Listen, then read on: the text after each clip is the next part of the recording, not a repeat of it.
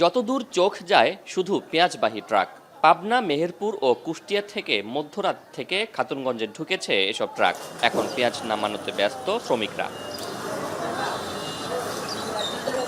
গেল বছর ভালো দাম পাওয়ায় এবার বেড়েছে পেঁয়াজের উৎপাদন। আড়তগুলোতে তাই ২০ থেকে ২২ ট্রাক চাহিদার বিপরীতে আসছে ৫০ থেকে ৬০ ট্রাক পেঁয়াজ। তবে সেই তুলনায় নেই বিক্রি। এমন অবস্থায় পাইকারিতে মেহেরপুরের পেঁয়াজ ২২ থেকে ২৩ টাকা, দেশি কিং ৩২ টাকা এবং হালি পেঁয়াজ বিক্রি হচ্ছে ৩৬ টাকায়। তবে ব্যাপারীদের দাবি, হালি পেঁয়াজ উৎপাদনেই কেজি প্রতি কৃষকের খরচ পড়েছে অন্তত ৩৮ টাকা। এই দেন ২৫টা ২৭টা বেশি পারে কি হয়, আনা খরচের পিছনে খরচ ১০ টাকা। আর তাহলে আমরা কিনবো কত আর বেচবো কত? কৃষক বেশি কাজে হেলা দিচ্ছে।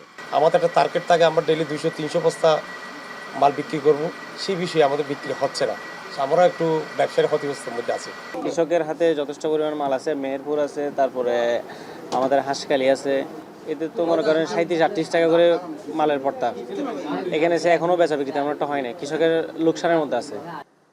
আর বাজারে সীমিত পরিসরে থাকা ভারতীয় পেঁয়াজ বিক্রি হচ্ছে ৫২ থেকে ৫৫ টাকায়। ফলে বিক্রি কমে যাওয়ায় ক্ষতির মুখে আমদানিকারকরা। এমন অবস্থায় ভারতীয় পেঁয়াজ আমদানি বন্ধ রাখার দাবি ব্যবসায়ীদের। এই বছরে না মনে করেন এবার কম দামে বিক্রি করতেছে, ক্ষতিগ্রস্ত হলে আগামী বছর আর উৎপাদন কমাই দিবে। তখন দেখবে যে অটোমেটিকলি আমরা আবার ওই আপনার ভারতের প্রতি নির্ভরযোগ্য হয়ে থাকবে। গভর্নমেন্ট এলসি চালু রাখলে আসবে, আর যদি এলসি বন্ধ করে, আইপি দেওয়া বন্ধ করে, সেই ক্ষেত্রে আসবে না। বর্তমান যেই আপনার আছে সেটাতে ইন্ডিয়ান পেঁয়াজ যারা আনছে লস সবার।